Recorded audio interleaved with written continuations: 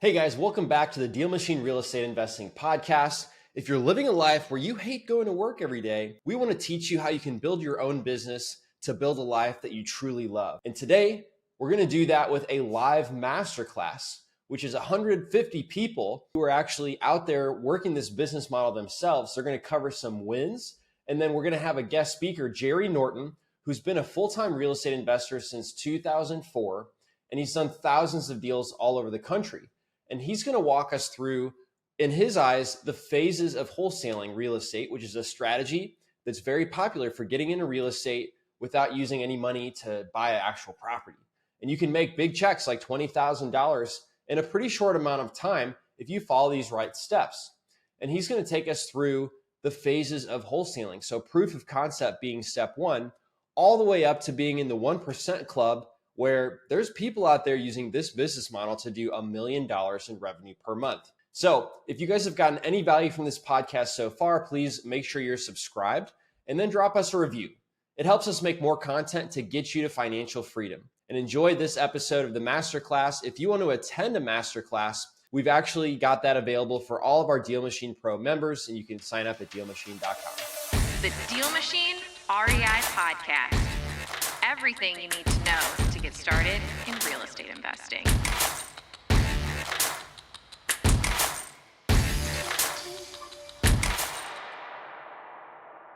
Well, welcome everybody. We're on you this don't, right now. You don't want the guy who's. Oh, go ahead, Jerry. Yeah, it's like hiring a tile contractor. You don't want to hire the guy that's learning on your job, right?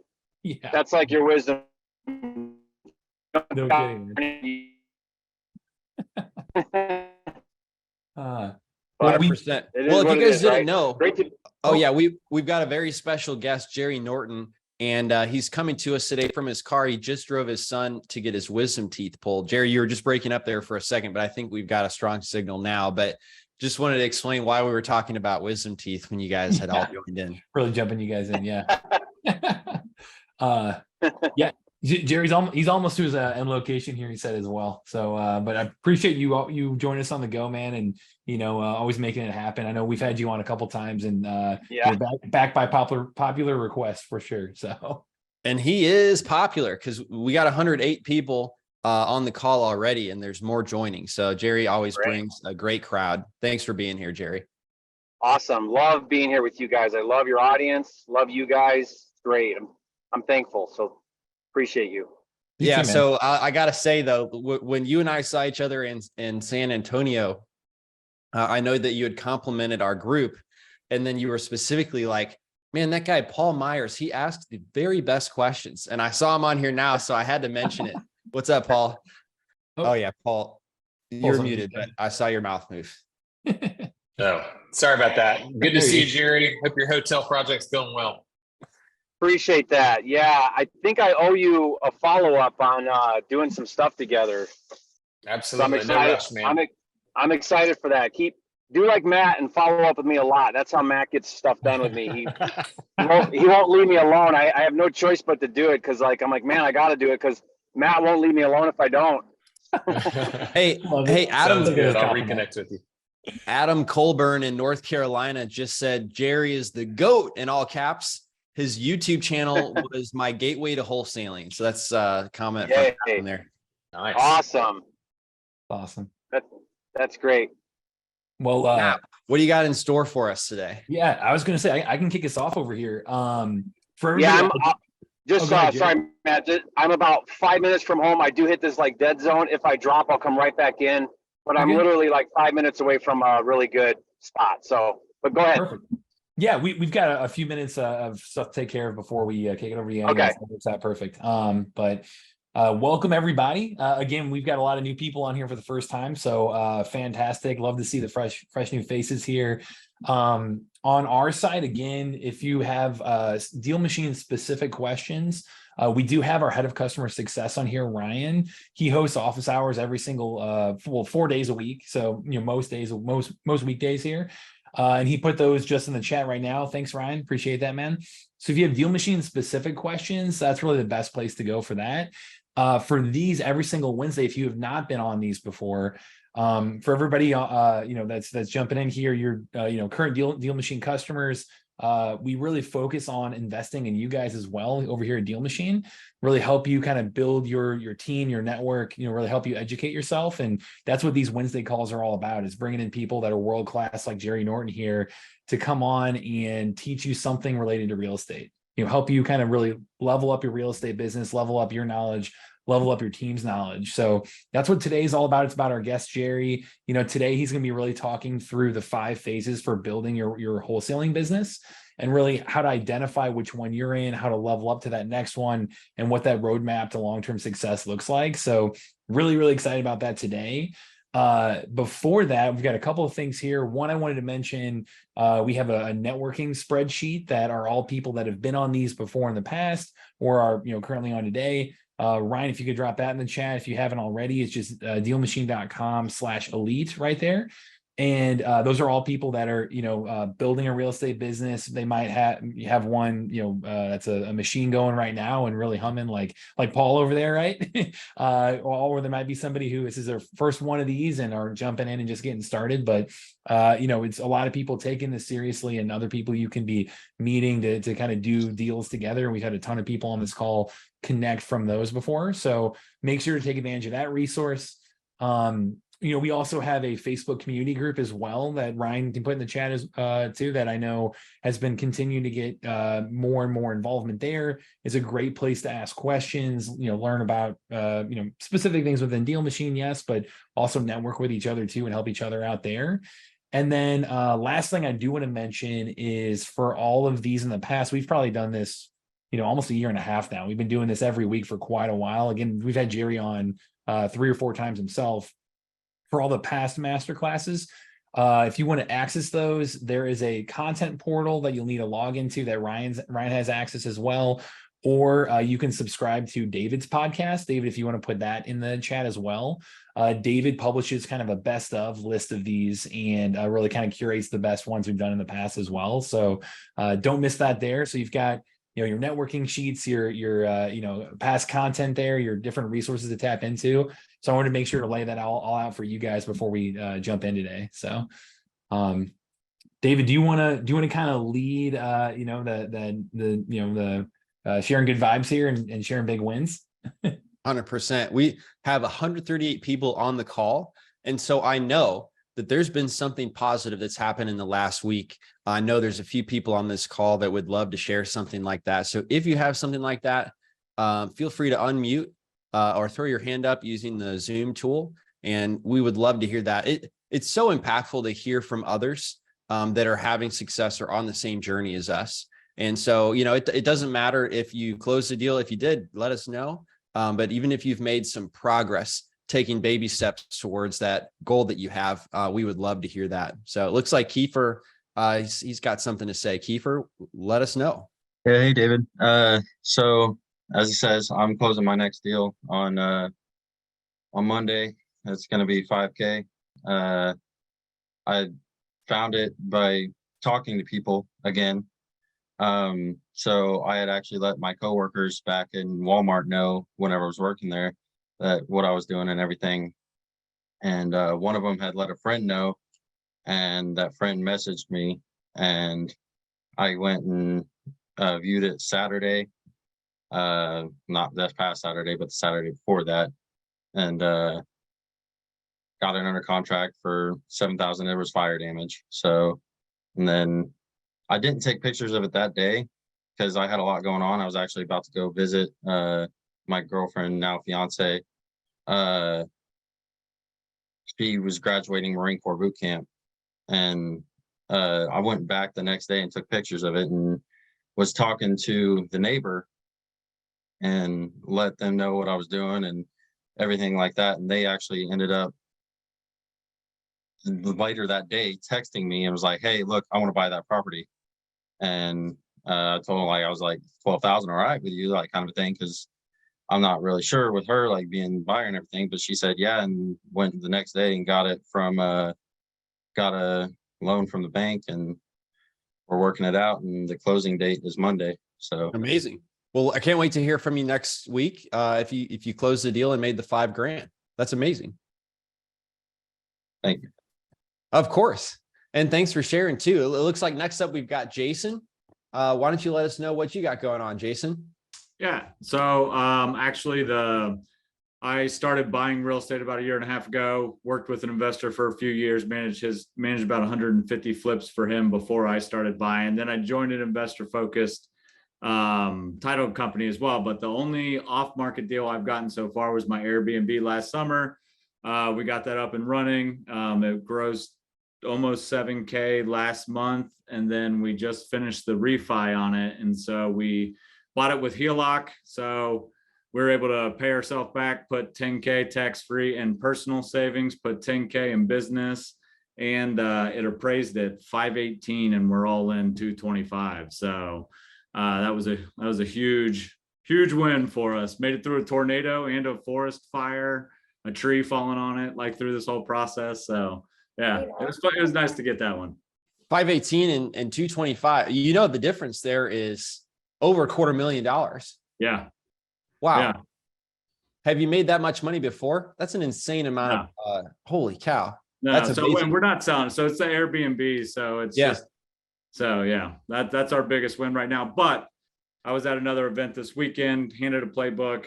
They use DealMachine as well. And like, I'm in the Burr Investment Academy as well. And I'm like, what am I doing? Why am I paying wholesalers for these deals? So that's why I joined this Saturday. Then finally got my DealMachine. So that's awesome, man. Congratulations. I'm glad that worked out for you. Great story. Yeah. Congrats again, man. Really quick reminder too. If you want to put in the chat where you're based out of as well, I know we're sharing out that link for the networking spreadsheet, but it always helps to throw that in the chat. And that way you guys can be connecting directly as well through there. But great job, Jason. I saw one more hand raised too. Paul, did you have something to, here you go. Yeah. Shout out to Jerry. We've had this year, I was just looking at the numbers, 93 leads from agents so far. Not listed properties. I'm talking direct referrals from agents, and closed 9 deals from it and made 221 grand with $0 in marketing spend. So agents work. Wow. That's no joke. That's incredible. Good for you, man. That's awesome. That is awesome. Who said that? Who was that? That was Paul Myers. Oh, Paul Myers. Okay. Well, geez. Of course, Paul Myers. Of course, he's going to hit it out of the ballpark. Well, yeah. I mean, I wouldn't expect any different.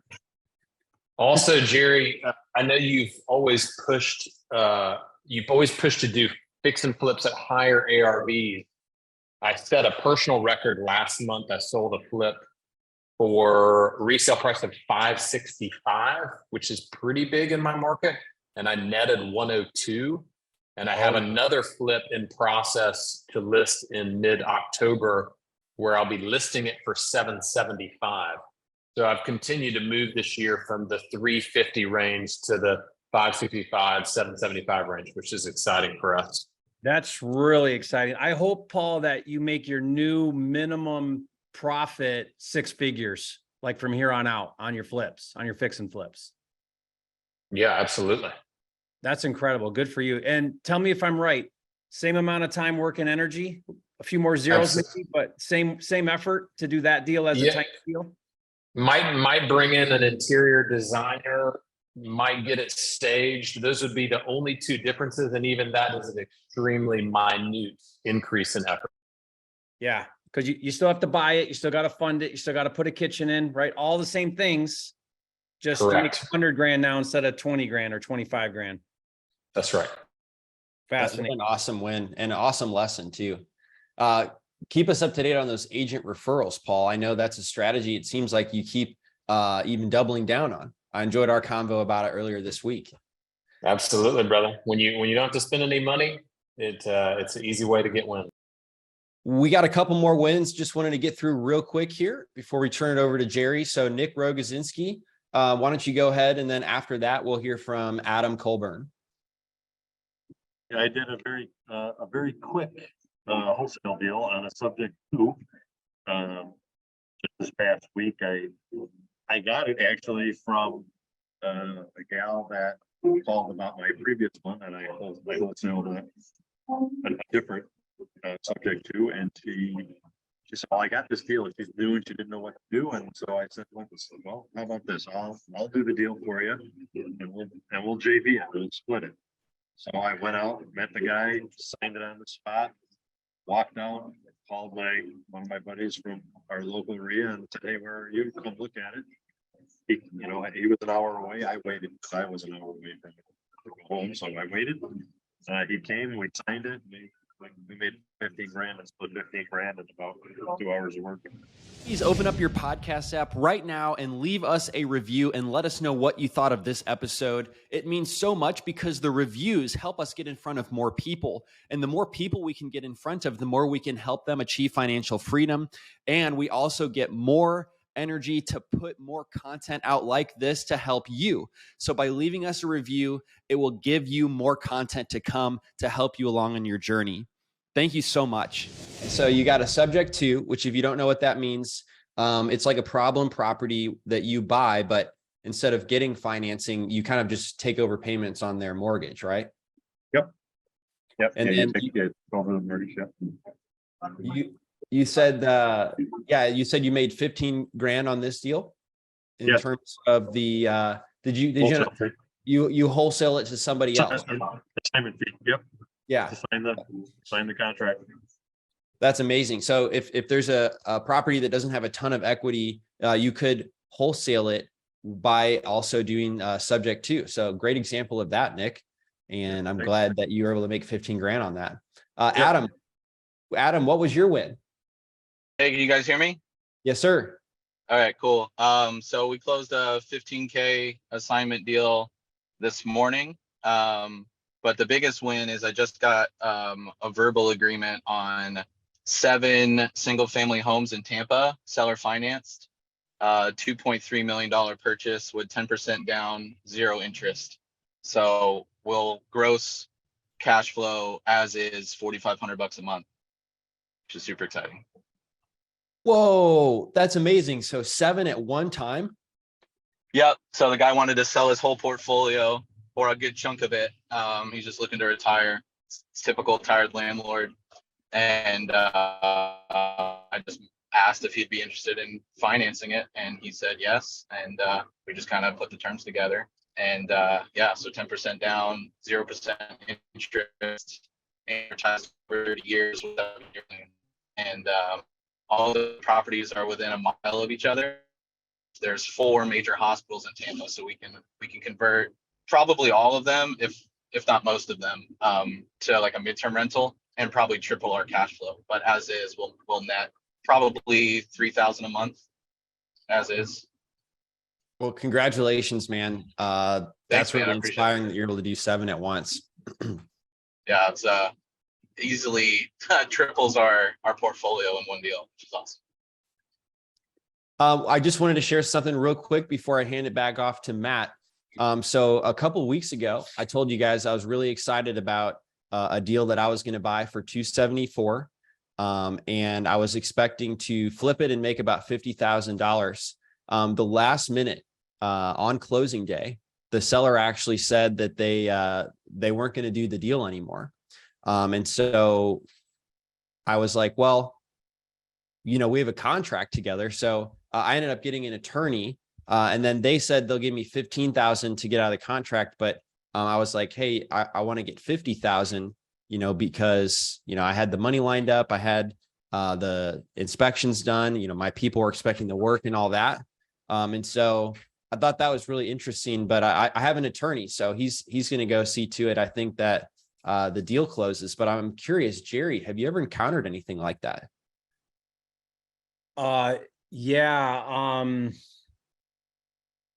So explain that to me again, what that issue is. Yeah, they just on closing day, they refused to sign their documents. Yeah. And you're not sure what's their issue is? Well, I think they got another offer, but they had a contract with me through my agent and their agent. So everybody saw the deal, saw the price, right? They didn't try to back out until the closing day. And are they willing to forfeit earnest money, or how are they treating that? Well, I'm the one who paid the earnest money. Okay. Yeah. So they got no skin in the game. I mean, That's the problem if there's no This skin is- in the game. Well, no, this is a seller. This is a seller. It's no longer allowing. Oh, okay. I'm Yeah, sorry. it wasn't a buyer trying to back out. It was somebody selling me their house. So the seller's backing out. Correct. Okay. So, okay. Yeah. Now I've had this happen a few times, and here's the thing. If that were to go in front of court, right, that seller would really lose. So when a buyer backs out of a contract, there's a lot of things that are taken into consideration, because you can't really force somebody to sell. But when a seller backs out, that's usually, there's some serious ramifications for that. And I've had that a few times. Typically, if I threaten to sue and I bring a lawyer and I have a lawyer send a pretty strong letter, and almost every situation, the seller's right back on board, because you cannot be a seller and back out of a contract, because there's nothing for you to do that would give a good reason why you would back out. Like, there's no justification for accepting an offer and then backing out later. They'll never have a good reason for that. Right. Yeah. So I don't know, it depends how aggressive you want to be, but I tend to get aggressive when that type of thing happens, unless they've got a compelling reason that I feel is justifiable. But if there's not a compelling reason that makes sense, like, it's grandma and she didn't know what she signed kind of thing, or is it just, hey, we got a better offer and now I want to go with somebody else, that ain't going to fly. Right. Well, cool. I'll let you know how it plays out. I Okay. did end up getting an attorney Okay. to kind of handle it from here. Yeah, you're doing the right thing then. File a memorandum and affidavit with the county. Have you done I that? did that too. Okay. Yeah, it puts a cloud in the title. They can't sell without you. Yeah. So that's I found something called a notice of interest, and then I had the title agency that I was working with file that, so that way they couldn't sell it until we settle this disagreement. You're good. Thanks, Johnson. So Matt, do you want to give an intro and overview about what we're going to talk about today? Yeah, I was gonna say barely needs an intro here, but we have Jerry back on again. Thanks again for coming on, man. Always love having you on here. Just quick little intro. Jerry is a flipping genius, having flipped hundreds of properties himself all across the US. He went from digging holes in construction for minimum wage in his 20s to becoming a self-made millionaire by the time he was by the time he was 30. And now today has one of the top real estate channels in the world, and is taught millions how to invest through that. So today we're really going to focus on, I know Jerry, kind of going into this, our goal was to go through the 5 phases of building your real estate wholesaling business, how to identify where you're at in that process, how to level up to that next one, and kind of give our members the roadmap. So Jerry, feel free to take over from here. And if you have questions, put them in the chat. David will be running that as we go through this, but excited to have you on, man. Yeah, awesome. Well, I'm really excited about this topic. It's something that I'm very passionate about. It's something that I'm really living into quite a bit in my own business. And I'll explain a little bit about some of the things that I'm doing that are very aligned with these different stages or phases of a wholesale business. And for you guys that, if we haven't announced the topic, I want to talk about the 5 stages of a wholesale business, from initial to, the ultimate dream wholesale business, and what it looks like to go from here to there.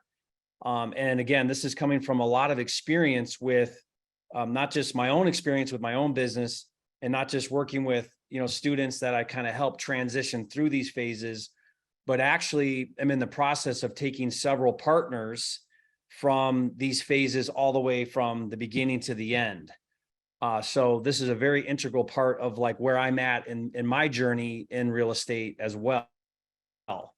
And so when you can understand really what it takes to go from, start to killer machine, right? And you can see the transition points, even if you're brand new right now, even if you're listening and you're like, man, I'm in that phase 1, I'm trying to get my first deal. I haven't even done my first deal yet. If you have this context, I think it will be completely life-changing to how you build your business, where you go from here to there and there to there and move along. I wish I would have had this big picture understanding when I got started, because I think it would have allowed me to really have the right expectations as I got in and moved along.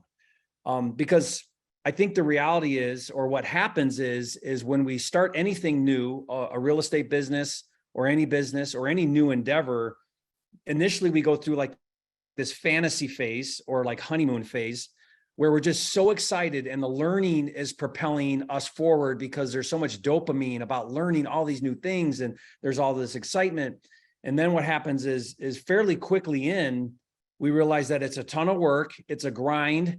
It starts to get boring and monotonous and painful and all the things, right? I mean, you guys, I see smiles like you guys are like, oh my gosh, I totally know what that is. You hit that sucky phase. And then what happens is reality sets in. You start to kind of settle, you start to realign expectations. And then I think after that, you sort of like settle into the reality of business, and it's up and it's down and it's hard and it's not as easy as you ever thought. And so, how understanding like there's this emotional roller coaster we go through, and really owning that, living into that is key. So I've got a couple slides here, Matt. I don't know if we could. I don't want to keep them up the whole time, but maybe we could pull up and do you mind, Matt, like transitioning back and forth? Is that? Yeah, that'd be fine. You should be able to share your screen there, hopefully at the bottom. So if I click share screen and then PowerPoint, I think that's what we want, right? And then share. There we go. Okay, you guys can see that? Yep. Yes. So let's talk about phase one and what I call phase one in a wholesale business. Now, guys, I'm gonna make this very specific to wholesale, but the concepts apply to anything business-wise. So if your goal is to own rentals or have a multifamily portfolio or whatever it is, take the same ideas here, but I'm going to make it very specific to a wholesale business so that you can really grasp the idea around this. So phase one is that proof of concept, and that's a very common thing we talk about in the industry. And it's really just doing your first deal, right? Doing that first deal.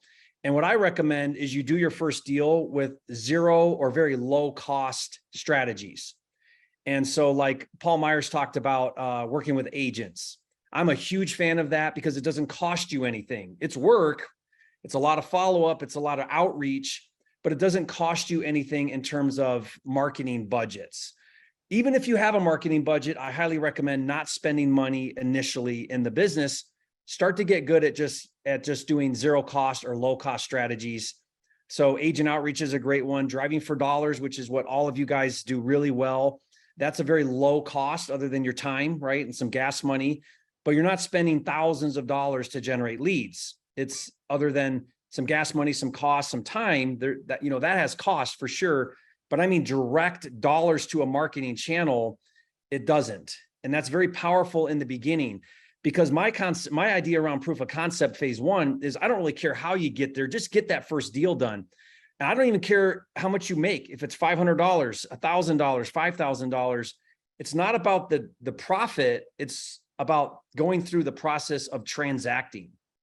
Because what you will learn in that proof of concept doing the first deal, what it really is doing is it's allowing you your internal compass, right? Your nervous system, the doubt inside your mind, it allows you to dissipate that, right? It allows you to say, oh, well, this actually is a real thing. I'm not just listening to Paul Myers, who's done deals, or David or Matt, who are telling me that it works. I actually now have proof in my own life that this works. So that's phase one. I think everybody can kind of see that. Again, I don't care if you throw out all the principles of, is it the best use of your time and all those things? None of that matters. What matters is how quickly can you get to your first deal and what do you need to do to get there? And if you're not there, then everything else I'm going to talk about is meaningless, because you have to get to at least proving to yourself that this works. Okay. It's a mental thing that has to happen that will allow you to now do phase two. And phase two is what I call the lone wolf. And this is an owner operator. This is you wearing all the hats. You're the janitor and the CEO, right? You don't have a team. You don't have resources. You don't have a lot. Maybe you've got a spouse helping you, but you're basically a one-person show. And as a lone wolf in a wholesale business, you can do 1, 2, 3 deals a month without any team, any help, any admin, nothing. You're going to be working, right? But you can run around out there and do 2, 3 deals a month on average. And what that's going to turn into is it's going to turn into about 250,000 a year in revenue. Now, this is basically a self-employed person, solo operator. Really, all you've done is you've traded your old job for a new job. Now, if the old job paid you 50 grand a year, that first success story was like Walmart, then 250,000 a year is amazing. I mean, you're already in the top income producers in the country at 250,000 a year. So this is amazing. I mean, you can actually do 250,000 a year fairly quickly. That's 2 to 3 deals a month, averaging around, 5 to 10,000 in assignment fees. I recommend you do that on market because again, that's zero marketing costs. So you don't have a marketing budget. You don't have any moving parts for that. It's just you running around driving for dollars or agent outreach or some of these other things. Maybe you're cold calling directly, some of those things. But at this phase, you're a lone wolf. Now, here's the problem. The real problem right now is when we go to phase 3, because phase 3 is going to be a real setback. It's going to be really tough. And it's now taking the idea of, okay, I no longer want to be a solo operator. I want to transition into a business. And the only way to transition into a business is now you're going to have to build a team. You're going to have to take on overhead. You're going to have to spend money on marketing. You're going to now enter into a phase that is scary. It's hard. You're not developed yet as a real leader or business owner. And what happens is when most people go to phase 3 is they hit that wall and the learning curve is big. And they realize very quickly that they made more money net in your pocket in phase 2. So what happens is they go to phase 3, they start to take on overhead, they take on marketing costs, they take on team costs, and they go, man, I'm making 500 grand a year in my wholesale business, but my take home pay is less than 250. What am I doing in phase 3? This is stupid. I'm going back to phase 2. And so they go backwards to phase 2. Because phase 2 made them more money and it was easier. Life was easier. Yeah, I got to work hard, but at least I didn't have all these problems I've got with employees. And man, I spent money and it didn't do it. I spent $5,000 in marketing and it didn't get me a deal. And so I'm going to go backwards and think about it. This is all business. This is why 80, I think it's probably higher. I saw a statistic that said 80% of business owners in America are solo operators. They're owner operators. And this is why. Going to that next phase is really challenging. And I call this phase where money goes to die. Because what's happening is you're dumping money into this phase and it's not producing you results fast enough. And so it just ends up being a waste of money. And I named it this because what happened was some of you guys know that I'm trying to transition in my real estate business, in one aspect of it at least, into hotels in Puerto Rico. Hotels, if you don't know, you get a lot of benefit, just like a multifamily, similar to a multifamily, but in Puerto Rico, you add on all these other additional benefits, which make it just an absolute home run. Well, my first hotel is a 22 unit. Now it's got a restaurant and some other things going, but it's a boutique small hotel. And so I don't know anything about hotels. So I do what you guys should do and what I coach to do and what I'm sure David and Matt tell you to do, which is when you don't know somebody, get a mentor. And so I got a mentor on the hotel business. And the very first thing he said, tell me about your first hotel. And I said, it's 22 doors. And he says, under 100 doors is where money goes to die. And I said, well, what do you mean it's where money goes to die? Like I invested in this hotel and I don't want to lose money. He said, what happens is you're so small that you have no leverage. And the work and the team and the overhead and the software cost and the management system and all the things are just as much for 20 as it is for 100. You don't start to actually leverage resources until you get to 100 doors. It was his point. And I treat this as the same concept. In phase 3, you don't yet have enough going for you to where the additional cost and overhead and headache justify being in this phase. It's only when you can transition through phase 3 and you go to phase 4 where it was worth it. So what's going to happen is you're going to take a temporary hit. It's going to be a really hard phase to be in, but you cannot go to phase 4 until you go through phase 3. You have to get through phase 3. Now you can get through it, sooner than later, hopefully. Doesn't have to be like a long phase. For some of us, it is. For me, it was like way longer than if I could go back in time and redo it, I would hope I could get through this phase sooner. But my point is you have to do phase 3 in order to go to phase 4. And here's Jerry, real quick. Yeah, go ahead. And by the way, interrupt me if you guys want to participate. I'm fine with that. I'm interrupting you because there's 2 people that had the same question. At about 5 minutes ago, Robert said, what do you mean by doing this on market? He said, do you mean buying homes listed on market? And Kelly said she had the same question. Yeah. So going back, let me just go back to, this isn't the only way to get to 250,000 a year without a marketing budget. I just find that it's a very effective way to do it. And what I mean by on market is, you're going to reach out to agents, and the agents are going to be your source of leads for deals. So what I teach to do is go directly to a listing agent who has distressed properties, and you double dip, or in other words, you let that agent represent you. They're super motivated now because they're getting both sides of the commission. This is what Paul Myers is doing. He's actually going directly to the agents who have the listings, but it's not the only way. It's also just networking with agents. I have one of my partners does all of his deals through agents, but none of them are listed properties. It's all off market pocket listings. That's right. And so those agents are referring him their leads before they get listed for sale. So however you do it, the point is you're using real estate agents who are spending marketing dollars to get in front of distressed sellers, and they're bringing you those leads, and then you're buying them and assigning them, or you're contracting them and assigning them. It's using their efforts to bring you leads that you then wholesale. That's on market in a broad perspective. Okay. Why I like that so much is because agents are spending the money doing marketing. They're sitting down with sellers at the kitchen table. They're networking. They're doing all of that. You're not doing that. And you're leveraging their work to get you deals. That's the point. Does that make sense? The only thing that's genius about it, it's not easier. You don't even make more money doing it. Your assignment fees aren't bigger or any of those other reasons.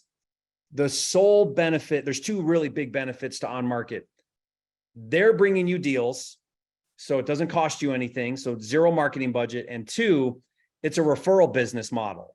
So as you build relationships, those agents keep bringing you more deals in the future. Those 2 things make it phenomenal as a lead source, right? Repeat business, and it doesn't cost you anything. I love that. But you're going to see here in a minute, that's not the end game. In fact, if you make on market your only play, then you're going to actually cap out. I'll talk about that here in a minute. But does that answer that question, David? It does answer it for me. Of course, Robert, Kelly, or anyone else, if you want to follow up to that, just let us know in the chat. But I think that was a really great answer. And Robert just said yes, and Kelly too. Okay. Yep. But again, it doesn't have to be that. It could be, I know a lot of people that do the same type of thing with driving for dollars. The challenge with driving for dollars and on market is you're going to hit a scalability issue usually, because you can only drive so many neighborhoods, and there's only so many agents in a given market. So at some point, if you want to keep scaling, then you have to start to implement other marketing strategies that do cost money. So I tell all my partners that I build these businesses with, we don't ever stop doing on market. We don't ever stop driving for dollars. What we do is we start to leverage those channels. So now what you do is you start to get other drivers for you. And I know DealMachine has tools for that. You stop driving, you get an army of drivers, right? Or you start to do things like a virtual driving for dollars. Same with agents. You got now someone on your team that's doing the agent outreach and the follow-ups, not you. And now that's how we kind of start to scale. Okay, does that make sense? But if you think about it, if a wholesale business is geographical. So meaning that if you go to another market, it's like a totally another business. It's an entirely new business. So you would have to start from scratch in a totally new market and treat it like a totally new business. So that matters in when you scale. So how do we scale within a market? We have to start doing some different things, which I'll break down in a minute, but I want to make sure everybody's clear on that. Does that make sense with everybody? When I talk about your marketing channels are a big part of how you scale a business, a wholesale business. So if anybody's unclear on that, chime in and let me know. I'll kind of touch on that a little more. But going back to phase 3, before I move on to phase 4, one thing I forgot to mention is in phase 3, what I like to do is I like to introduce cold calling and text. Okay. And the reason why is because on market's free, cold calling and text is low cost. What do I mean by that? Well, like you can get a list for fairly inexpensive. If you use PropWire, it's totally free. So it doesn't cost you anything. Then you need to skip trace that list. That costs you a little bit, but still very inexpensive. And then calling that list or texting that list is also fairly inexpensive. If you do it yourself, it's way inexpensive. If you hire a virtual assistant to cold call, and you start doing texting, you can do that strategy of cold calling and texting it's very inexpensive. So it's like, we go from free to low cost, and you'll see in a minute, high cost. But once you introduce cold calling and texting, those two go together. You always text with cold call. It's not a very good use to do one or the other because you got the phone number. Why not leverage the phone number, cold call it and text it, cold call it, text it, follow up, right? So you want to implement a strategy where you're doing both cold calling and texting together.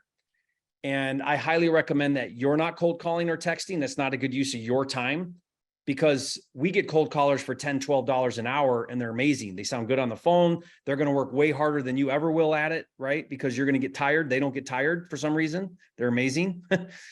And then texting is really inexpensive. Like we pay anywhere for $5, $6 an hour for our texters. And again, they're virtual assistants and they'll do this for you. And now what happens is your acquisitions person, in this case, probably you at this phase, they're just working the warm leads that the texting and the cold calling produced. Okay. And again, I could spend a whole hour on cold calling and texting, but my point here is think about progressing through, right? You went from phase 2. Now you take on costs. You're going to hire VAs. You're going to get cold callers. You're going to be paying for skip tracing. Maybe some people are buying data, right? You're now taking on overhead. You're taking on cost.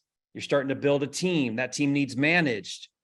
And at this phase, the biggest thing to work through phase 3 is you. You are the bottleneck.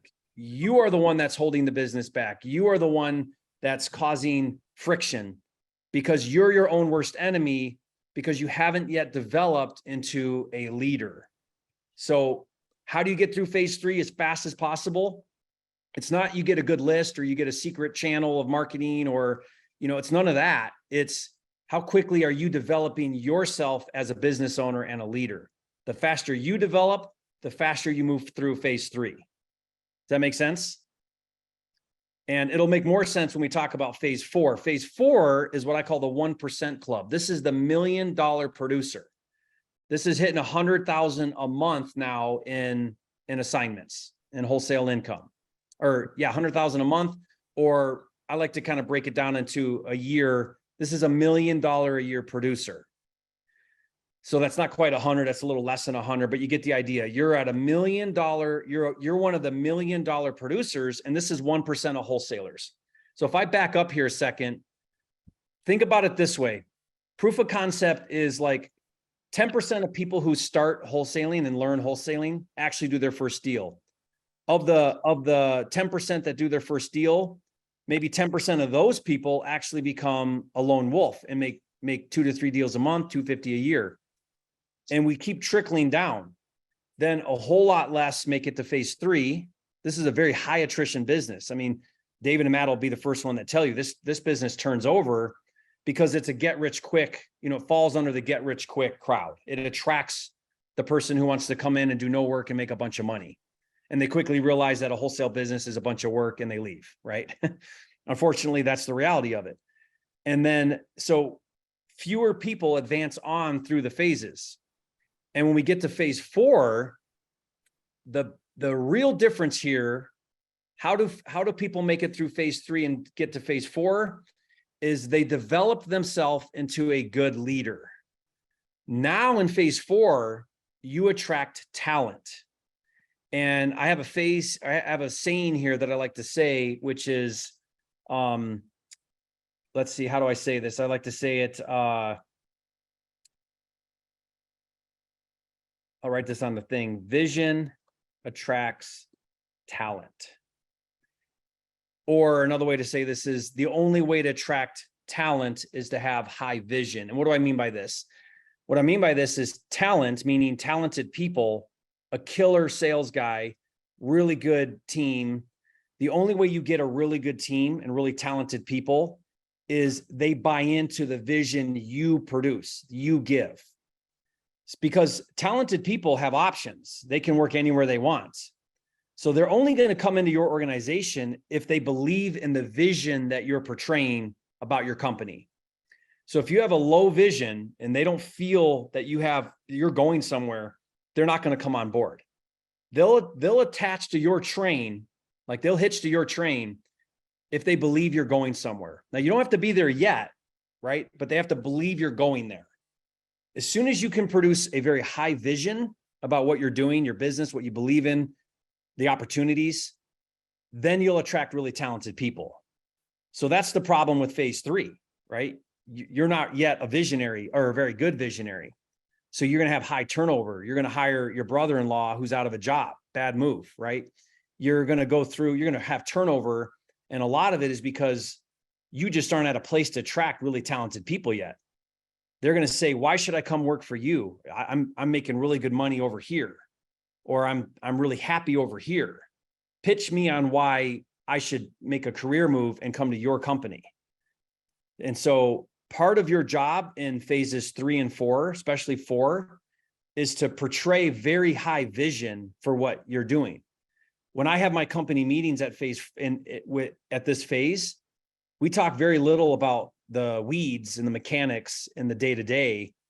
And more than anything, I'm trying to convince my team of my vision, because I know that if I can always portray a high vision for what we're doing, then they'll stay engaged in the business. They'll want to be a part. They won't want to leave because talent wants to be part of something special. Talented people want to be in an organization that's different and special and going somewhere and meaningful. It's not just about money. It's about being a part of something special. Okay. Does that make sense? Any questions on that? Okay, so the distinguishing factor when it comes to, well, what's happening in the business that's allowing you to be in phase 4 is PPC, is the holy grail to marketing. So you're going to still do those other things you were doing. You're still going to do your agents. You're still going to do your driving for dollars. You're still going to do your cold calling. You're still going to do those things. But the way that you get to the high levels is you've got to introduce PPC. If you don't know PPC stands for pay-per-click. It's basically Google and Facebook advertising. All right. So Jerry. Yes. I've done 2 deals. Should I start doing PPC right now? No. Okay. I mean, you can, but it's very risky because Google will gladly take your money and you can spend 10 grand with Google and you'll not get any results from it. And that's like, can happen very quickly. Got it. So you're saying that when you're in phase 4 is when you should start PPC. You can introduce it in phase 3, but I recommend if you want to progress in a very sequential order or a natural progression, go low cost, go cheap, go free, low cost, then high cost. So another high cost model is like direct mail. Direct mail, if you do it in bulk, like the way at this level, you're going to be spending a lot of money. You're going to be mailing 25,000, 50,000 mailings a month at this level, right? So now you're spending some money. You're like some real money at phase 4. Copy. Okay, so PPC falls in that bucket. It's very expensive, but it's very effective. The last thing you want to do is spend a lot of money on something where you don't have dialed in processes. You don't have a good team. You don't have a good way of taking those leads, converting those leads, capitalizing those leads. So that's why I feel like people who jump into PPC too early, they usually get burned really bad. And I talk to them all the time. They're like, man, I dropped 25 grand in PPC and didn't get anything out of it. It wasn't that they didn't get leads, probably. It was that they just didn't know how to manage their processes yet. You know, they didn't follow up right. They weren't right on it. They didn't know how to close properly. They maybe they didn't offer deep enough. All the things that you learn in phases 2 and 3. The thing about it is a phase 2 lone wolf is an amazing wholesaler. They're really good at wholesaling. They figured it out. They're doing 2 to 3 deals a month. Phase 3 is a really good wholesaler, just not a good leader, but a good wholesaler. Phase 4 is where now you're really starting to understand marketing. And the challenge with PPC is, we all do this, is your tendency is to go hire an agency, a PPC agency. And not only are you going to spend the money on the advertising, but you're also spending the money for the campaign manager. And so it's pretty high cost. You know, they're going to be charging you a monthly fee to manage your campaigns. What I'm finding is in phase 4 and 5, you start to see wholesale operations where they bring PPC in-house and they have a full-time campaign manager or marketing manager. And so a lot of us want to shortcut learning pay-per-click, and pay-per-click's an animal, and there's a lot of nuances to it. It's tricky and it changes all the time. And you got to be really looking at your campaigns on a daily, weekly basis. It's not just something that turns on and works forever. In fact, right now we're going through a big transition with our PPC right now because Google's making some changes with AI. And whenever Google makes changes, there's a window of like a big money grab, meaning your results are going to suck for a second and Google's just fine to keep taking your money. And so we're very cognizant of these things that happen. And so like we're aware of it. We're right now, exactly as of this recording today, we're pausing some campaigns for a day or two because we know some big changes are happening and we don't want to be taken advantage of while these transitions are happening. Now, we want to learn what they're doing. We want to be aware of what they're doing. We want to adjust accordingly. But for now, just know that it's an animal, it's a beast, but it's highly effective. And here's why. PPC produces the highest intent sellers. PPC produces the highest intent or highest motivation level of sellers. Why? Because PPC leads are inbound. They're people that are inbounding and their desperation is really high. Most of our PPC leads are, my foreclosure is on Friday and it's Tuesday. Or, I'm about to lose my home next week. Or I've got to get out of this property right now. What happens with, let's take on market. On market it's distressed, there's motivation, but they have time. And that's why they're listed. They have time. They can wait for an agent to find them a buyer. Let's take cold calling. You're reaching out to them when they're 90 days late on their payment, right? They're on a pre-foreclosure list. Well, their foreclosure deadline is 6 months, 8 months, 9 months down the road. So now what happens is we're getting people early on, and now we got to do a lot of follow-up. The key to cold calling and texting is follow-up. You win in the follow-up, not in the initial conversation. So we have we call it a cash conversion cycle. We have a long cash conversion cycle with cold calling and PPC. By the way, going back to cold calling PPC or cold calling and text, is your average assignment fees are 10K. Why? There's not high intent. You don't get the super deep buys. Same with on market. It's not the highest motivated, lead out there. So on market, we average 5 to 10,000. Every now and then we'll get a win. But if you look at anybody who's crushing it with cold calling PPC or on market, you don't see a whole lot of assignments bigger than 10K. PPC, this is where we're hitting our 40 and 50K assignments. In fact, we just did one. We just did in one of my markets. We signed them today, a 40K PPC assignment. Came in through PPC. We put it out to the market and we got huge interest and we locked up a 40K assignment with a 10K non-refundable earnest money. And it was the easiest. These are the easiest deals to wholesale because they're such good deals. I very rarely get a 40K, 50K assignment with on market or cold calling. Do you guys see why PPC is so powerful? And we convert 1 in 10, sometimes 1 in 8 PPC. Cold calling's 1 in 30, right? So you got a longer cash conversion cycle. You got a higher contract per lead ratio, and you have a smaller assignment fee. So, and guys, the only reason why I'm telling you this is because I know these $1 million producers. I know a lot of them. There isn't $1 million producer I know of where their main marketing channel is not PPC. I don't know any of them that are at the $1 million plus level that are not really doing PPC as their most aggressive marketing channel. Now, they might be doing direct mail.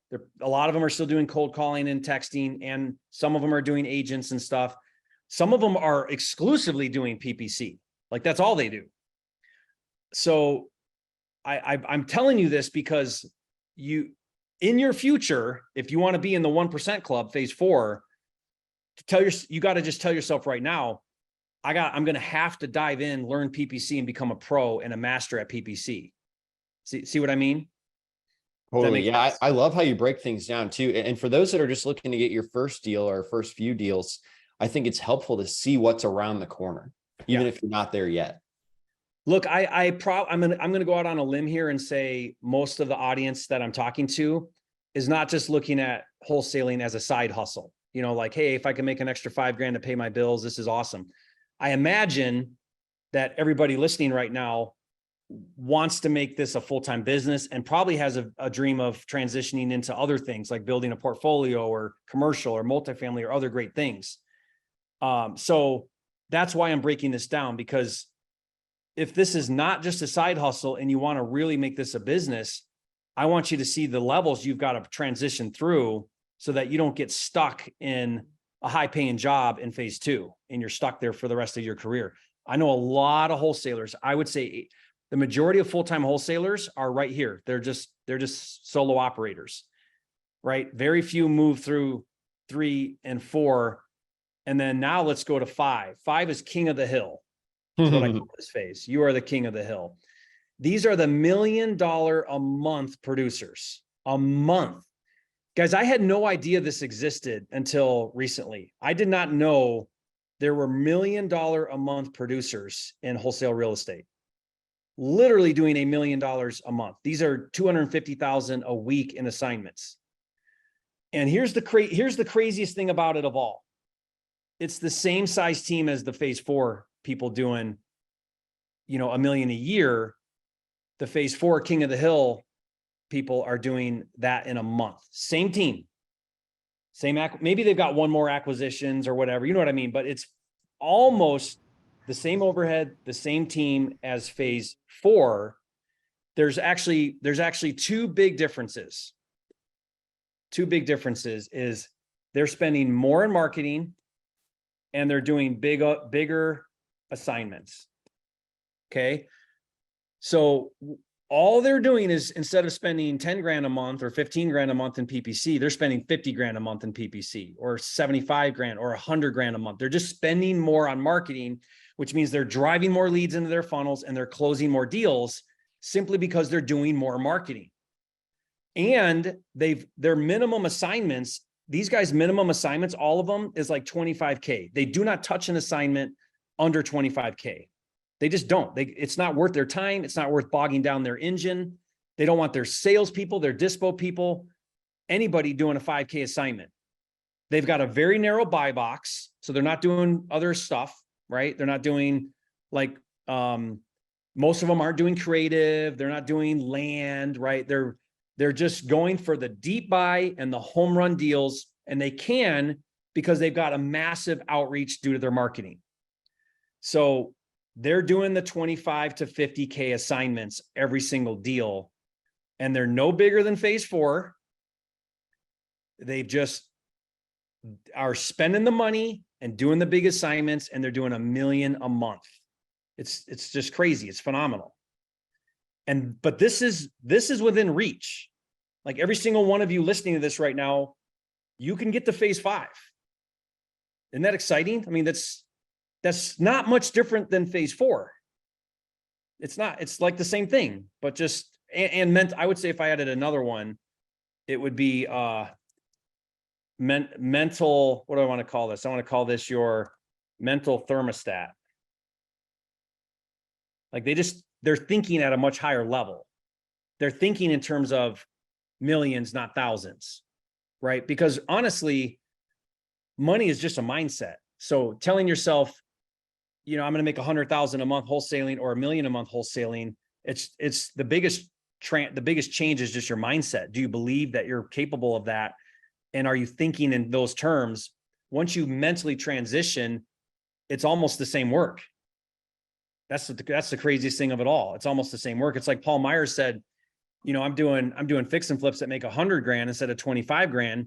Well, the only thing that really changed was his mindset around it. It's a few things changed, but it's for the most part, rehabbing's rehabbing, getting a deal, raising money's raising money. It's all the same thing, but you're thinking now on a whole nother level. And that's the biggest transition that these guys make. Okay. All right. Let me open this up to like questions and stuff. Tell me what you guys think of this. Jerry, a couple questions from Go, Paul Myers in Augusta. So we're spending 30 grand on PPC over the next 6 months. And we chose Bateman Collective initially to outsource this to. Should we be outsourcing this initially? If not, what other alternatives do we have? No, Brandon Bateman's one of the best in the business. I'm really good friends with Brandon. I actually use Brandon in several of my wholesale partnerships. I don't think you'll go wrong there. He's really, really good. But just to be totally honest with you, and I hope he watches this and hears this, in the back of my mind, I'm always worried because can he keep up with growth? If he's continually taking on clients, that means he's building his own team.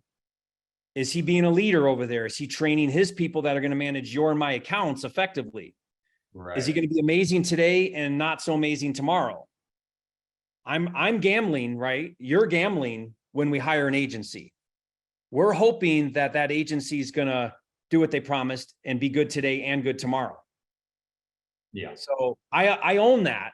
So that's a risk I'm taking that I own, but I'm also not blind to it. Meaning I'm watching very carefully and I'm looking at my ratios. And if Brandon doesn't develop himself as a really good leader and bring on really good talent that's going to stay on top of my campaigns, then I know I might have to transition. I might have to pivot if he ever stops being so good. Is your expectation on return on ad spend for PPC in the 4 to 5x? Yeah. Okay. Second question, if other companies are charging for their list building, so think about like PropStream, your competitors, if you will. Yeah. How are you able to provide PropWire for free? It seems to be too good to be true for the logical investor like myself. Yeah. How do I turn my screen? How do I stop sharing my screen? Oh, right here. Stop share. There we go. Can you guys see me like normal again? Okay. Yep. And how do you address, like, obviously if I switch my list building to you, then you're an unknown. PropWire is an unknown for me, although you've had 50,000, however many subscribers in just the last 6 months of starting it. How do you address the risk of change for me? Well, so first of all, don't cancel your other subscriptions. You know what I mean? If you don't want to. The thing about PropWire is it's totally free. So like you've got nothing to lose to start trying it. So compare it, run data, run searches, go through the AI, the user interface experience, skip trace, and give me feedback. Like if you're like, hey, you know what, Jerry, I didn't like this or I didn't like that.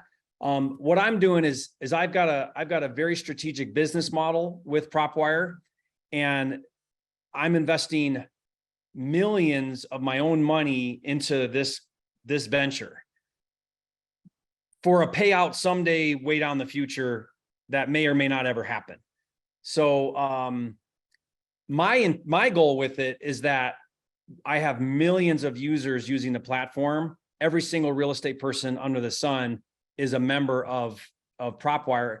And if I can make it so good that they can't not use it because it's so good, then that I'll have done my job. So I'm willing to lose money hand over fist for a long time because I see the end game. And the end game is I want to have every single user in real estate using the platform. That's the value.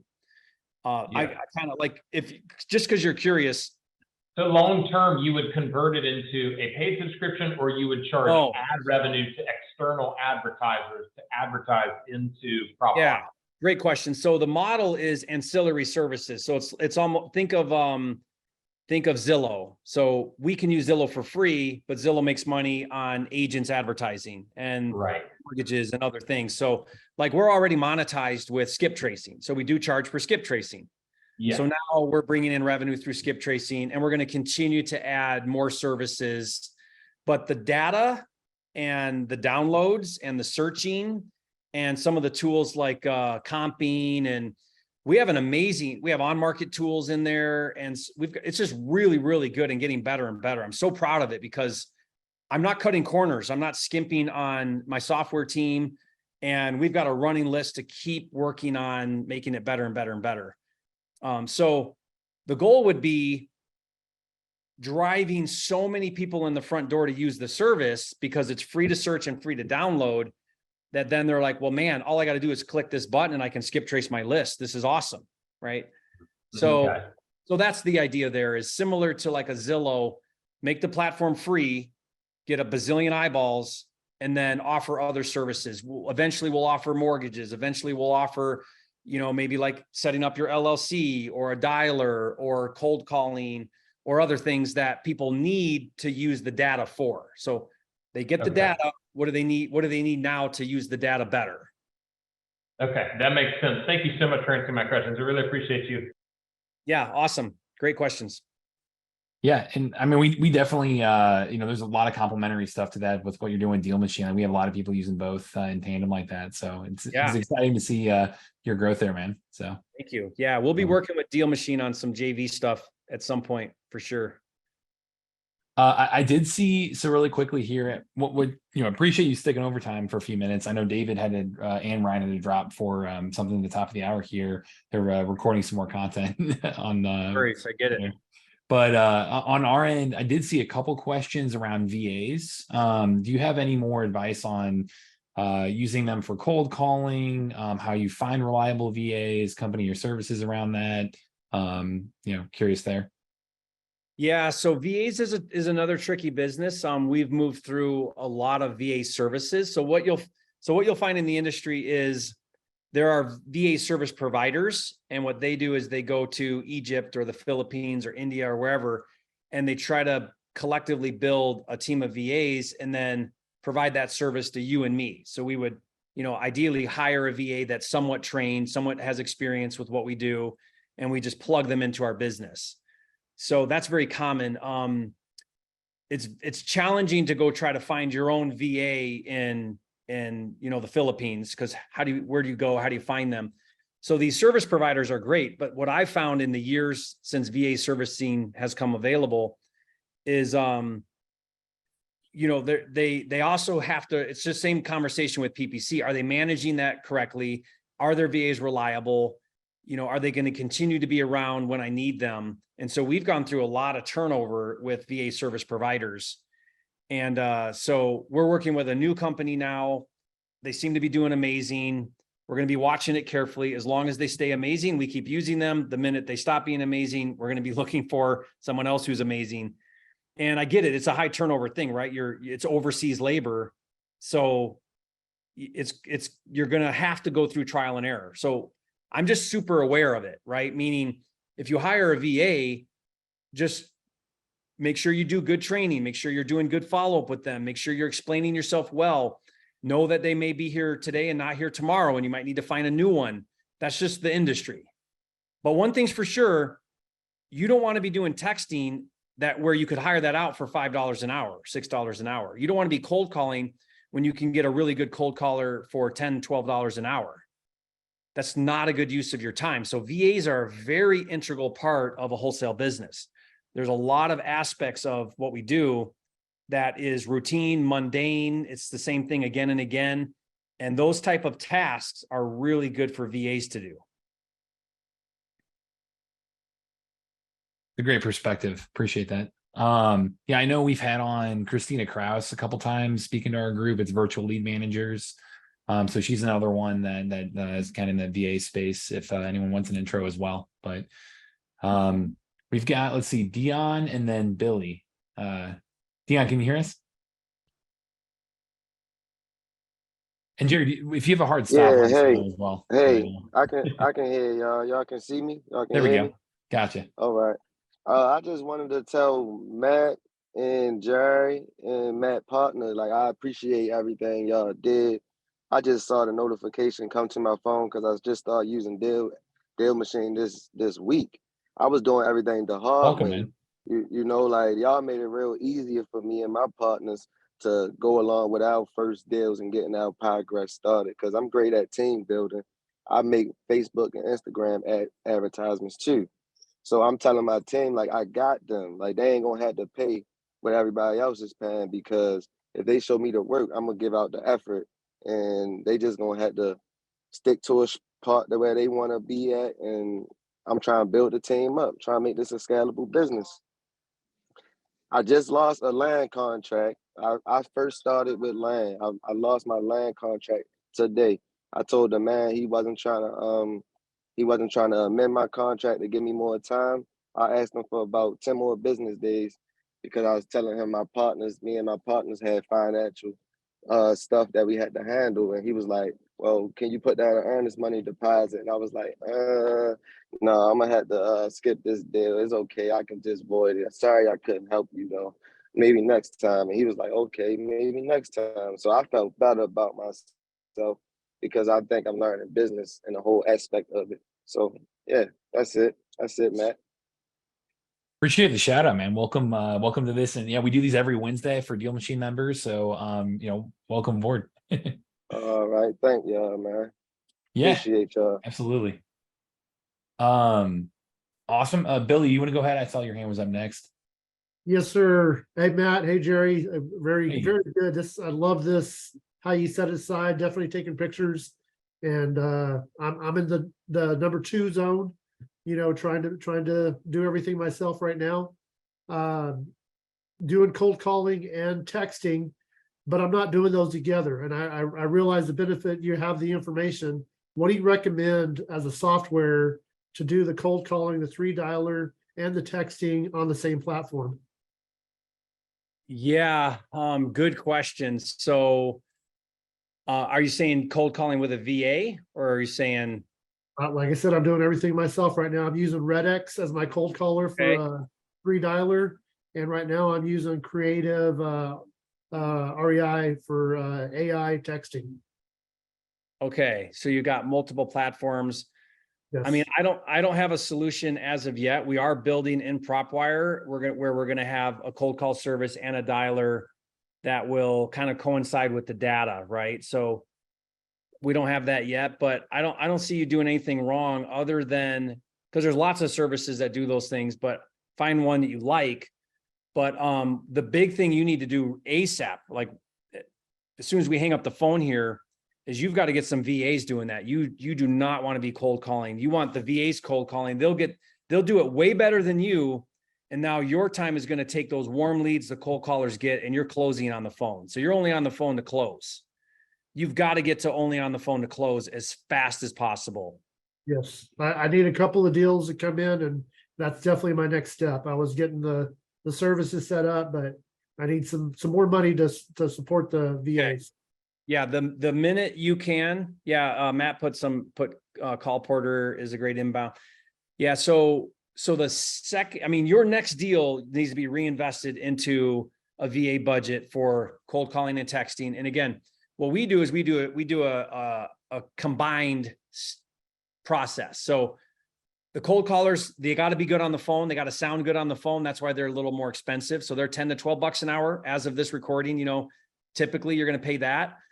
And they're going to get through their dials. They're really great. You know, they're going to follow a script. And as soon as all they're looking to do is get a hand raise. Hand raise goes to you close it. Or see if they're, you know, like that's all you want them to do. You want them to get on the phone. Yes, I want to sell. Great. Let me have you talk to my manager. The texters are working, they're coinciding with those cold calls, and they're just following up. So no one answers the phone, a text gets sent. Whatever the follow-ups are, they're text. So they're working just as hard alongside cold calling, right? And they're doing all their own follow-ups and stuff, but you want to kind of tag team those two efforts. Yeah, what I'm having issues with is I'll tag on the cold calls wrong numbers, but they're not coinciding on my texting side to quit texting those wrong numbers. And that's why I was asking, how do I combine those two, the data sources? Well, yeah. And one thing that we're doing differently right now is because of all the text regulation is we're not doing much blasting, bulk texting. We're actually using $4 VAs, and we're having them copy paste the same text, and they're one-to-one texting to our list. Okay. Now we're under the radar. We're not falling into any of the spamming laws or anything. And it's more effective because we can say a name if we've got a name. And anyway, and we're getting through, we're still doing 10,000 texts a month with VAs, and it's very inexpensive and it's working. So that's another way that you can kind of text with cold calling without having to worry about some of the regulation and all the laws coming down on mass texting. And if I have a suggestion, I'm using AI texting, which is doing that same thing, tagging the name and the address for every text. If you could do that on your system and combine cold calling and texting, that'd be What's your service you're using? I'm using REI Reply, the REI Reply Creative. They tagged in AI on that. Okay, very cool. I'll check that out. That's awesome. Awesome. Jerry, do you have time for two last questions? That's all we had, Jonathan. Let's do it. And Paul. Okay, Yep. Paul, are you are you still asking? How many phase 4 and in the continental US, Jerry, how many phase 4 and phase 5 firms are there? Just curious. I would say what's crazy is I don't know, and here's why. There are a lot of phase 4 and phase 5 wholesalers that are not on social media. They don't go on podcasts. You and I have never heard of them. I only know of them because I'm really good friends with Rob Wensley with Investor Lift. Right. I heard that podcast. Yeah, he sees them on his platform. He told me he's got a 19-year-old doing $1 million a month, and no one even knows who this kid is. And I asked him, I said, can I talk to him? And he said, he don't got time to talk to you. He's making it, you know what I mean? Right. He's a 19-year-old. And Rob sees his back office. So he knows this guy. And that's real data because he sees the assignments on Investor Lift. Right. So I don't know. That's a good question. Sure. But they're out there. And there's a handful of them that are my neighbors in Puerto Rico and that are doing the 250 a week, $1 million a month. And you'd be surprised that their teams aren't very big but they're just animals. Yeah. Awesome. Thank you. Wow. Yeah, that's nuts. All right. I know we've got a lot of really, really good questions here. We'll do Jonathan, Lily, and then I think we'll have to wrap here. So thanks for the extra time. But Jonathan, go ahead. Hey, can you hear me? Yeah, we got you. I was wondering, who would you suggest if you wanted to get your first VA to do cold calling? If you just walk me through that process just to get one rolling. Yeah, I think you just use one of these services that are out there. I mean, we've got one that we're using right now that we recommend. I'm sure you guys have one too, Matt, that you guys refer people to. But the best way is to find one of these service providers where they'll give you one that's already trained for the phones. And so then you literally will just plug them in, and you'll have to do some adjustments with them based on what you're doing, how you're doing it. But they're ready to go. And there's a lot of services out there. Matt, do you have one that you guys recommend that you guys always refer, or no? On the cold calling side, I missed that. Yeah, cold calling. There's so many out there. I mean, we hear and there isn't like really a default one, to be honest, that we recommend those. Okay. So Call Geeks is one that we've used before, but I've heard they're going through some big changes over there. So I'm kind of a little nervous about them. And then I can't remember the name of the one I'm I texted my team because I don't have it right off the top of my head, but there's one right now that we've been really happy with as of late that we recommend. So, if you want to reach out to me on Instagram, I'll look up their info for you. But yeah, there's a lot of them out there, VA providers that can get you cold callers. Start Virtual. Yeah, Start Virtual is a great one. Yep, I've heard good things about them. That's another one. Okay. So what about CRM? There's a lot of those as well. If you're wholesaling and flipping, I have a CRM called Flipster, that you can try out a free trial at joinflipster.com. And that manages your contacts, and it has a workflow and a lot of things like contracts and deal analyzers and things like that. But there's also a lot of really good CRMs. Everybody's kind of got CRMs that they like in the business. So, you got to find one that you really resonate with that you think is good. But I'm a big fan of having this stuff. I mean, these are tools that are fairly inexpensive that will take the place of, entire teams of staff. And that's what's so powerful about, technology today. Yeah. I know on the DealMachine front, I mean, people will use this as kind of like a makeshift first CRM, but there's a lot of things that, you're not going to be doing like email marketing or automation or things like that through us. So as you level up, you'll be wanting to look into this stuff. But yeah. All right, Lily, you want to go ahead really quick? Did that help, Jonathan? Hopefully. It did. Thanks. Okay, awesome. Hey, Jerry, I have a quick Hi. question. Sure. Hi. So I recently have come across a new AI technology that provides lead generation. And the contact information they provide are emails, phone numbers, and home addresses. And the software, it's not on the market yet. It's in beta test.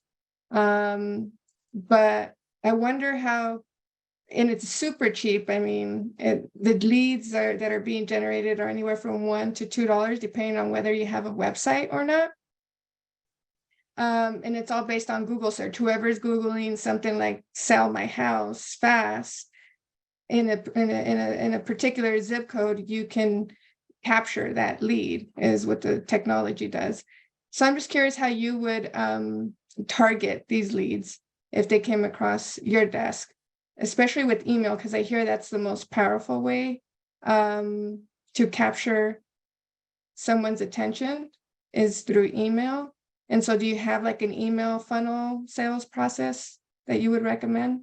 Yeah, I'm surprised that people have said that. I would say that that's not for cold traffic. Okay. Email is not one of the most effective because they didn't opt in. If you're emailing cold traffic, meaning you have no relationship with them, most of that's going to go to their spam. They're not going to know who you are. They're going to delete your email. Cold emailing is very challenging, not very effective. Now, if they opt in, like if they fill out a form and they opt in and they are agreeing to communicate with you through email or whatever, then that's a different story. But so I'm not really sure. I'd be happy to check it out. What's it called? Well, it's not on, like I said, on the market yet, available for the public. It's a technology that is being developed by one of my marketing coaches, and I'm not sure if he has a name for it yet, but his website is called Internet Dominators. Okay. Yeah. So I don't know. I'd have to check it out and see what they're trying to do or whatever, how they're generating the leads, where they're sending them. Now, I mean, if they're sending the leads to your email and then you call them or whatever, just know that any type of cold traffic is always the hardest because, you're now trying to reach out to them in some way. Usually, right? Or if it's outbound, then you're reaching out to them. If it's inbound, they're trying to contact you. So I don't know how they're doing it.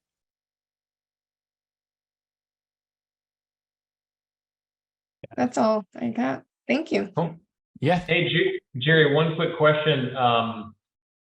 This will be our second year at 7 figures. So we're in the phase 4, wanting to, potentially get a phase 5. But phase 5, I can't imagine. I think our top end for our market in Augusta, Georgia, with the 400,000 people would be like maybe 2.5 million if we get really good at what we're doing. I just I mean, like, when do you transition into other markets, to get to that level? Well, if you're at 2.5 million as the population, you No, 400,000 people is the population. Last year we did 1.3 million. This year we'll probably be just under that. And I think we could, in our market, we could get to 2 to 2.5 million just by improving, but we're not getting to 12 million. Yeah. Georgia. Yeah. So you have to be in a market of minimum a million people to start to get anywhere near $1 million a month in revenue. You're going to have to be 1 million plus population in your market, and your median home price needs to be starting to get up there too. Like, what's the median sale price of homes in that market? 300 grand. So, I mean, I think instead of going to ancillary tertiary markets like Savannah, Georgia, Athens, Georgia, Columbia, South Carolina, we'd probably have to go west to Atlanta, Georgia, which should easily be 1 million and have a average sales price of probably 750 or something. Yeah. So you'll see where these $1 million a month wholesalers, that's the other thing. They're all of them are in a higher priced markets. So some of them are in California where it's easy, right? Everything's $1 million. But if you think about it, carving out a $50K on a $800,000 house is a whole lot easier than carving out $50K on a $200,000 house. It's almost impossible. There is a economies of scale with the price points. Right. So that's why they are in some higher price markets. So, like, for example, one of the markets right now that we're building to $1 million a month is in Washington, Seattle, Washington. And we have so many deals that are 500 and we're wholesaling it for 550, right? And it's got an 800 ARV. Like, that's our typical deal. Okay.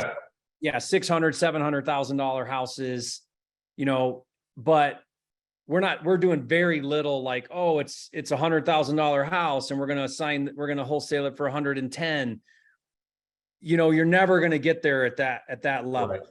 So if you were me, you would bypass the other markets that are the same size as Augusta and just go straight to Atlanta and go there for that level of revenue. How far away is Atlanta? 2.5 hours drive. Yeah. So you're almost opening a new market. You could probably pull it off. But treat that like a new market, because what's going to happen is entirely new buyers list, entirely new boots on the ground, entirely new agent outreach, entirely new market, because 2.5 hours, you're not going to leverage the same resources where you're at as you are over there. Right. See what I mean? So you got two options. You can take your market now and go like this to get to, bigger population and leverage the same resources. Think about it this way. This will be really good for you, Paul. A market is no further than an hour drive away. And the reason why is because, and it needs to be 1 million population. And the reason why is because, let's say you get a great deal, your cash buyers are not going to go more than an hour away from where they do deals. Right. They just, your buyer fallout's going to be massive. Because they're like, man, it's just a little too far. Yeah, Paul, I don't really want to go out there and see that deal. And so now you're like, okay, well, now I got to find a whole new cash buyer list. I'm kind of doing a new market. Usually what happens is those outlier towns are like too rural. And so I got no problem with rural as long as it's an hour drive from a major metro market. If you hit rural, don't do rural that's outside of an hour from a major metro, because there won't be any cash buyers that'll go look at it. And I don't care if you get the thing for 20 cents on the dollar, you're never going to dispo it because there's one guy in town that buys, Yeah. Okay. That's really helpful. That definitely changes kind of what I was thinking in terms of our 2 year strategy for where to grow. You need this because if you want to get to the 1 million a month, you got to have price point and population to get there. Yeah. Thank you. Yep. Awesome. Good for you, man. Proud of you. Well, awesome questions. Great group on here today. Jerry, I really, really appreciate how flexible you've been with your time, and even on the go with with the kid dealing with wisdom teeth coming out. Like the whole community wants to say thank you. So jump in the chat and say thank you, guys. You guys are welcome. Well, how can they connect with you, by the way? Obviously you've got social media and all that, but what's the best way to get involved with you? Yeah, just on social media. It's Flipping Mastery is my brand and my handle. So Facebook or Instagram's Flipping Mastery. My YouTube channel is Flipping Mastery. So yeah, love that. Awesome. I love it. Jerry's a beast. There we go. I agree. You're welcome, you guys. Well, Jerry, again, thanks so much. I know we're going to be doing this same time, same place next week. We'll be talking about a variety of marketing related topics then, but again, appreciate you. And, I hope to do this again soon. Awesome. Thanks, guys. See you guys around. Thanks, Gary. Appreciate Thanks, you. everybody. The gist. Thanks for listening to the DealMachine Real Estate Investing Podcast. Please leave us a review and follow along wherever you're listening to your podcast.